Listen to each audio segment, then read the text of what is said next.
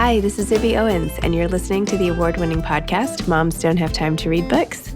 I'm also the host of Moms Don't Have Time to Lose Weight, and I'm the editor of the anthology, which you should run out and buy, called Moms Don't Have Time to, a quarantine anthology.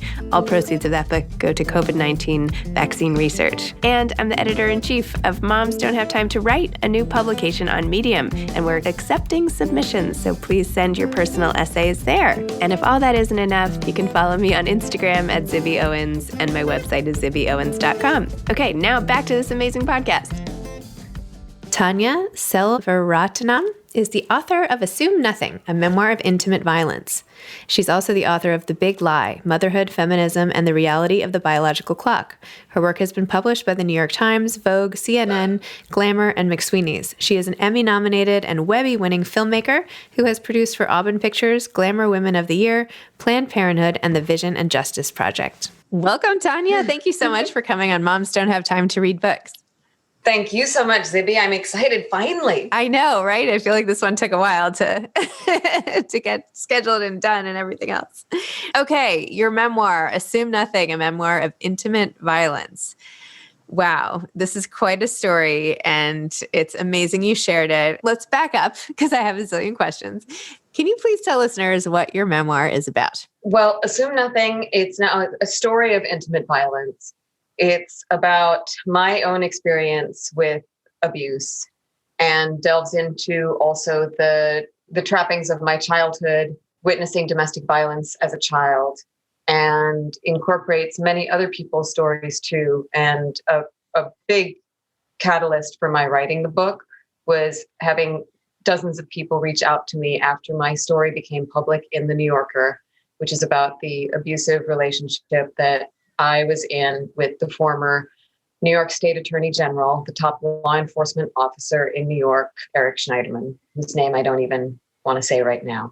But what also inspired me to write the book was when I started hearing from other women that he abused. And in the book, you mentioned how when you went to the New Yorker, you were, if it had been only you, that would have been one trajectory, and yet other people came out of the woodwork very quickly. Within about 2 weeks of Jane Mayer beginning the investigation. And then the twists in the book, which I won't give away too much about, is that after the New Yorker story came out, I heard from more women. So there were those who participated in the New Yorker investigation, and then there were women who appeared afterwards that the public does not know about yet, but they will when the book lands. You told this story in such an interesting way, because what you're really doing is like answering the question, how can this happen? Like, how does this happen? And even in the way you structured the chapters with sort of being ensnared and entrapped in the power struggles and what happens along the way really informs the reader as to like how someone as bright as you or as all these other women has something like this happen to them in a way. Right?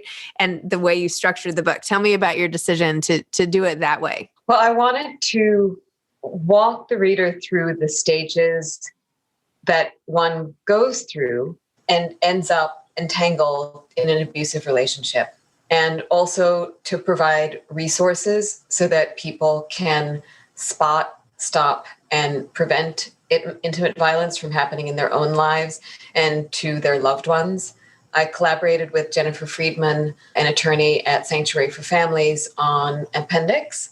So there's the narrative part of the book, but then there's also the resources part of the book. I saw that. And it was very important for me that there be takeaways from the book and that it not just be my story, but that it is really the story of millions of people, women and men. And it was very important for me to dive into kind of the reporting and the research and the psychology around intimate partner violence, which is so stigmatized. Even with the advent of Me Too and Time's Up, there is still so much shame associated with acknowledging that one's a victim, when the reality is that a victim looks like all of us. Very true. Well, you did a really good job. And you also made it feel like you're watching a movie that like a thriller almost, like there was an immediacy to the writing, like that really drew me in right away. Like it was it's a story and it's a reflection on different things. And of course you bring in all sorts of different facts, but it's also like a narrative, like here we are at this convention and here we are on this trip and like here we are in bed with you. And I mean, it's just a lot. It's like really vivid immediacy to the writing. I didn't say that very well, but I hope I conveyed what I thought. No, you just made me so happy to hear you talk about the book. One of my favorite compliments is when people tell me that it reads like a thriller. I didn't intend to write a thriller. I captured the facts as they happened. But when I went back and looked over my notes as I was writing the book, I was in disbelief at what had happened. And that just shows like how ensnared somebody can become and how the narrative really can become a roller coaster and get away from you. And so it was very important for me to capture that roller coaster, especially as the extraction from the relationship and then the reporting of the investigation took over. It was like I had to submit to the process of journalism. And I realized that the narrative was completely out of my hands in my personal life, and that it was taking on ramifications that were much bigger than myself and my personal narrative. Because again, it is so prevalent and it is so common, intimate partner violence. And I'm glad that you said it reads like a movie, because I don't know if you know, but it's being turned into. Oh, I didn't know that. I'm sorry. I should have researched better. I usually No, it's fine. It hasn't been announced publicly. It will be prior to publication, but it has been optioned by ABC Signature Disney Television. Wow. With Joanna Coles executive producing. So we're in the process. And while I'm nervous about the book coming out and having details that haven't been reported publicly, and even those that have already been reported publicly being out there, because they're difficult. They're difficult details about my life and myself and what other people experience. But I am hopeful that it helps other people. And with a television adaptation, it'll reach even more people. For sure. Well, congratulations on that. That's exciting. Thanks, Zibby. Awesome. Well, now I can't wait to watch that too. At least I'll have one night sort of tucked away for some viewing enjoyment. Not enjoyment. I mean, a lot of it is hard to take in a way. I mean, it's emotional going through this with you. I mean, you can feel what you went through. I mean, even the first scene where the abuse happens for the first time, can I read like a little passage, or I don't have to? Sure. You said, when he first slapped me in the face after we started making love, it happened in the blink of an eye. No man had ever done that to me. He seemed to be testing me. I didn't know what to do. I tried to make sense of it. Before that point, we had gotten to know each other over the course of about 6 weeks, and I thought of him as a mediator, someone who espoused spirituality and who fought on behalf of vulnerable people. At that moment, I became aware that he could inflict great harm on me. Over time, the slaps got harder and began to be accompanied by demands. And then you go into all this other stuff. And then you say, I didn't realize it at the time, but I was dealing with one kind of abuse that can go on between people in committed relationships, intimate violence.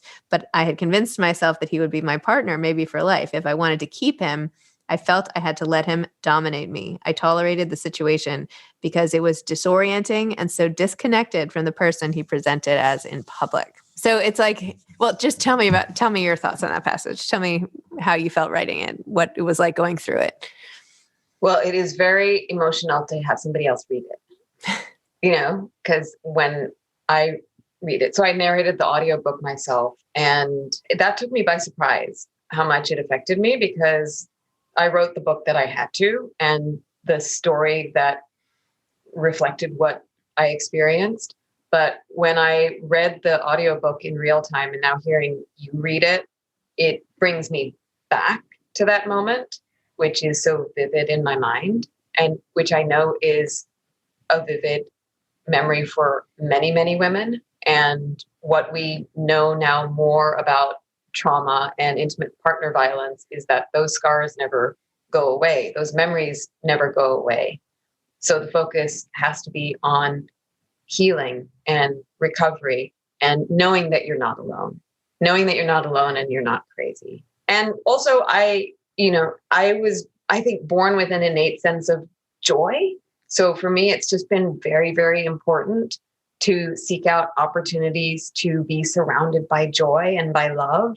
and by people who have my back, which is what got me through it. And I feel very, very fortunate to have that support network. And I just wish that for everyone else who goes through this type of insidious experience, is to find that support. I'm really sorry you had to go through it. And I'm sorry that you saw domestic violence as a child and you wrote about that a lot. And, one thing that struck me is when you said something like, my father hit my mother in the living room, not in the bedroom. Tell me about that. Like, what was that? I mean, how did it feel? Like now you're seeing some glimmers of what happened to you or that what you saw at home. I'm sorry. I feel like I cannot make a coherent sentence today. I hope you know what I'm trying to ask you. I do, yes. Okay. So what was that like, sort of contrasting the two experiences? Well, growing up as a child, when I witnessed domestic violence, I wondered why my mother just didn't leave. Mm-hmm. And I tried to get her to leave, but she did not have the support network that I was able to have as an adult when I tried to leave. And also she tolerated the abuse for decades. And my father, like so many abusers, was a bifurcated individual. I mean, he is now passed, he's deceased, but I see how abusers are very much the trappings of their own conditioning, that they can be these, charismatic, even warm people in certain circumstances, but when it comes to their intimate relationships, take out their aggression and anxiety, and also their need for power, their need to dominate. And another important part of the book is really taking a look at the enablers. I feel like that is an underexplored area, that behind every perpetrator, there is usually an enabler. And that enabler often, sadly, is a woman. And it's really devastating. But in my case, when I was a child with my father, it were family members telling my mother to be silent and stay with him. With Eric Schneiderman, he had a whole network of enablers, many of them women, because he was their conduit to power. This was a man that people were counting on to take on 45. I don't say the name of the former president, or at least I say it as little as I can. They were really counting on him to take on 45. And I just happened to be with him when his ascent was happening as kind of the biggest bulwark against 45, because he had jurisdiction over his charities and businesses in the state of New York, and also because he was the Attorney General of New York State. And also that he was one day, there was a whole power structure in New York State that was built around this kind of patriarchy. And one of the outcomes that I was especially proud of, and, that was private satisfaction for me, was that by coming forward really solely for the aim of protecting other women, and also being aware of the women he had abused before me and that he might abuse after me if I didn't come forward, there was an unexpected outcome, which is that New York State politics changed. Like, we got the first female and African-American Attorney General of New York State in Tish James. And that was a power dynamic that was not on track to being changed. Like, there was no real challenge to Eric Schneiderman and the male patriarchy of New York State government.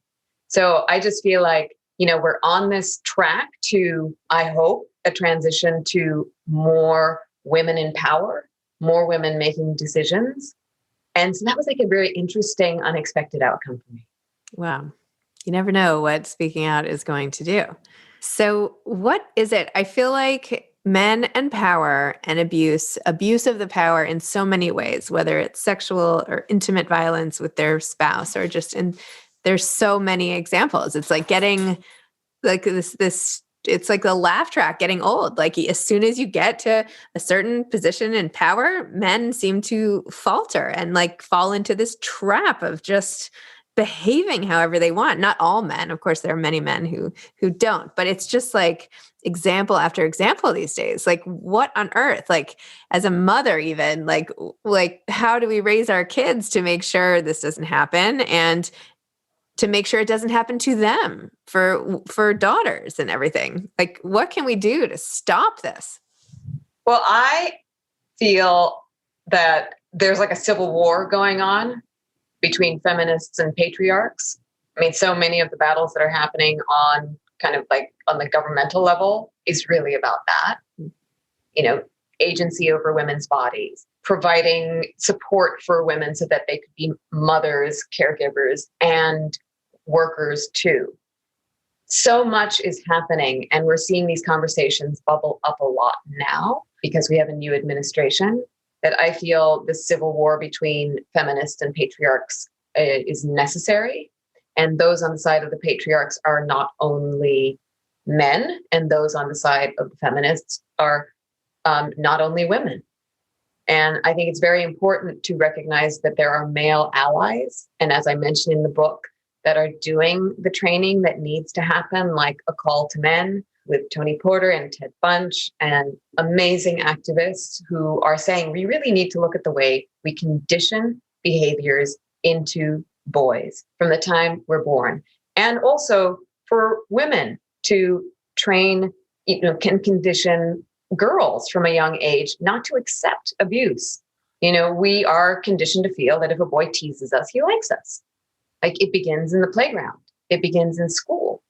And these are, eons of conditioning that we have to dismantle. But I see a lot of hope moving forward with awareness. And that awareness comes through more education, more public awareness, through legislation, accountability.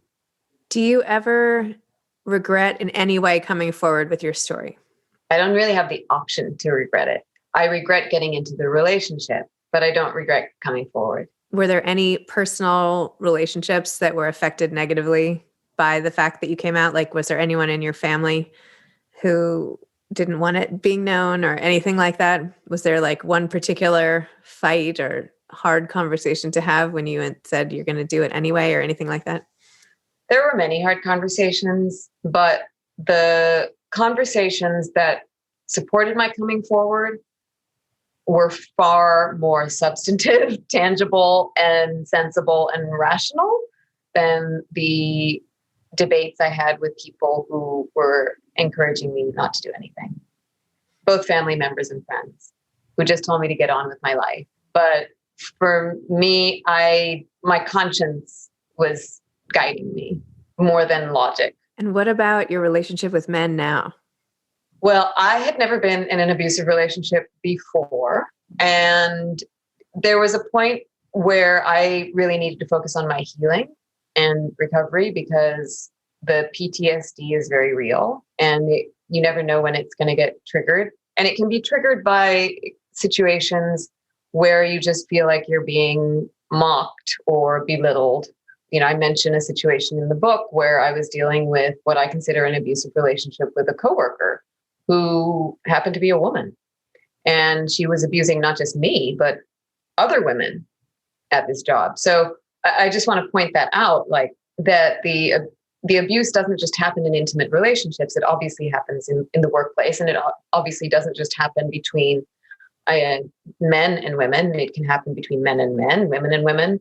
And as far as my relationships have been now, I mean, I am very fortunate to have amazing male friends and to have positive male energy around me, because we've been in the middle of a pandemic. Obviously, it's very hard to meet people, but the men that I have met since then have been wonderful, have been great. And also, I know now I know what I won't put up with. And I know the kind of man I want. And there's the scene in the book, if you remember, where a friend gives me a visit to a medium. Yes. And I had never been to a medium before. Mm-hmm. And that was wild. And she told me to make different lists. And she said that it was my grandfather, who was a meticulous note taker, which I also am, which is where my books and my writings come from. I'm an intrepid note taker and have been from the time I was a child. But she said that my grandfather was telling me to make lists. And one of the lists that he wanted me to make was the kind of man that I would wish for the person I love the most. And so when I wrote down all those qualities, it's, somebody who makes, and this is for everybody, somebody who makes you feel good about yourself, somebody who lets you be who you are. Yes. I'm very lucky. I'm in my second marriage, and I have found those qualities in my husband now, and it's amazing. So I love that. Well, thank him for me. I hope you find that too. It's amazing what it can do when someone sees all of you and supports you. Yes. Who sees, who listens. Yeah, it's really nice. Anyway, well, so what is coming next? You have this movie now that's so exciting. The book, are you still writing? Do you have another project in mind? What can we expect? I have a lot of writing. As I said, I'm always writing. Yep. I have running notes, which is how my first book came about, The Big Lie, which is about my experiences trying to become a mother and wanting to destigmatize miscarriage and infertility. And when I was having those experiences, I was just taking notes. And then the notes eventually take a shape where I realized, oh, this is becoming more than just me taking notes. And so I have running notes for, 5 books that I want to write. And after I finished the book tour and the press around Assume Nothing, then I really want to dive in and go back to Portland, Oregon. Right now I'm in New York City, but I have a place in Portland, Oregon, where very close friends from college and high school live. And the trees in Portland are magical and so inspiring. And I think part of what makes Portland a great city for writers, and of course, one of the greatest bookstores in the world, Powell's, is there. So I want to go back to Portland and start working on these other books that I have ideas for. I really want to write a book about Sri Lanka. I wanted to write one about my birth country for a very long time. I know kind of the approach I want to take. One of my favorite books is Michael Ondaatje's Running in the Family.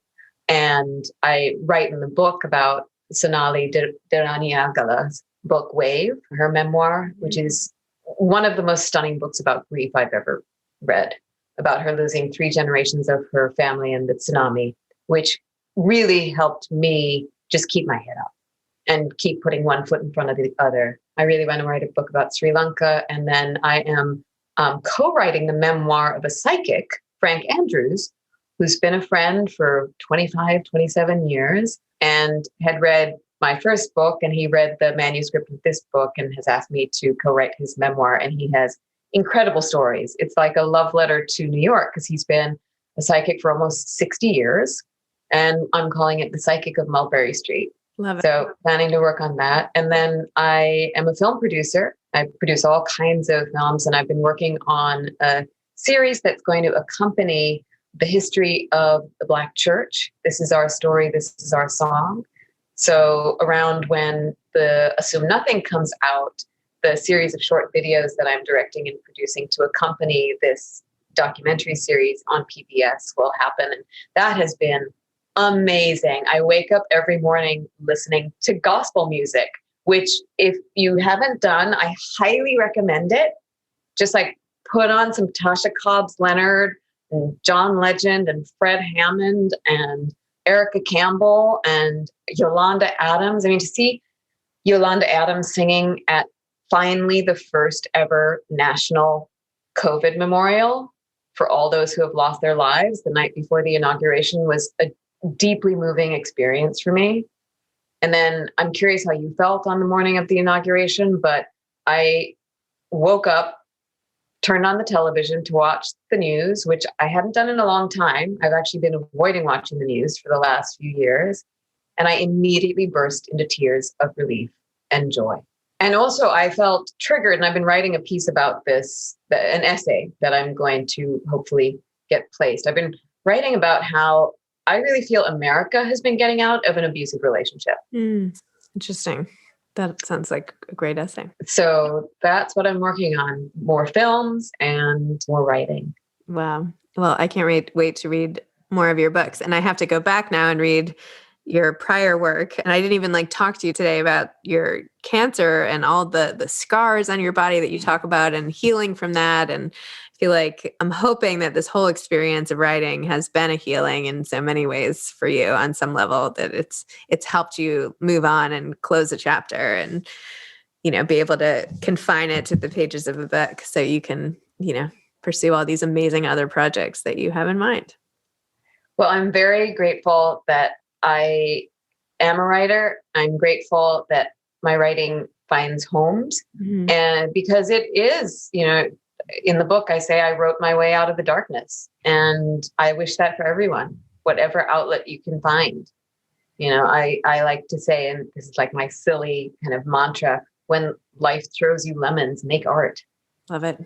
Do you have any parting advice for aspiring authors? So much. Well, 3 big things. Okay. 1, just be aware of what's happening around you. Keep looking up and take notes.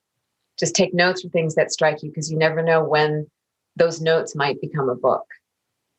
And also for me, what really helps is I take photographs, because photographs trigger memories. And so much of what I'm able to capture in a book in vivid detail is because I've taken notes, and those notes can be supported with visuals. So take photographs. Another thing that really helps me is I meditate. Now, I believe that anyone can meditate, but not everyone wants to meditate. So whatever you can do for yourself to take time out and not be stimulated by anything but your own being and your own stillness, because it's during meditation that so many of my ideas come to me, and also so many memories come back to me. Oh, and there's a 4th thing. If you're a dreamer, like I've always been a big daydreamer and a night dreamer, and my dreams are very narrative and bizarrely cohesive, pay attention to your dreams. Love it. Wow. Well, Tanya, thank you. Thank you for coming on Moms Don't Have Time to Read Books. Thanks for sharing your story. Thanks for speaking out and using your life to help other people. It's really awesome. Thank you so much, Zibby. You're my first interview for the book. No way. Amazing. Yeah. Well, it'll be your best too. So, Well, congratulations on the book and on its finding its home and all the rest of it. And thank you for all your advocacy for writers and readers and the platform that you provide. It's so beautiful. Thank you. Thank you. Trying. All right. Have a great day. Thank you. All right. Take care, Bye. Tanya. Bye-bye. Thanks for listening to this episode of Moms Don't Have Time to Read Books. Don't forget to follow me on Instagram at Zibby Owens and at Moms Don't Have Time to Read Books. Also sign up for my newsletter at zibbyowens.com and sign up for my virtual book club and meet lots of authors on Zoom every other week. Thanks so much to Steve and Ryan at Texture Sound for the sound editing. And thank you to Morning Moon Productions for providing this fantastic intro and outro music.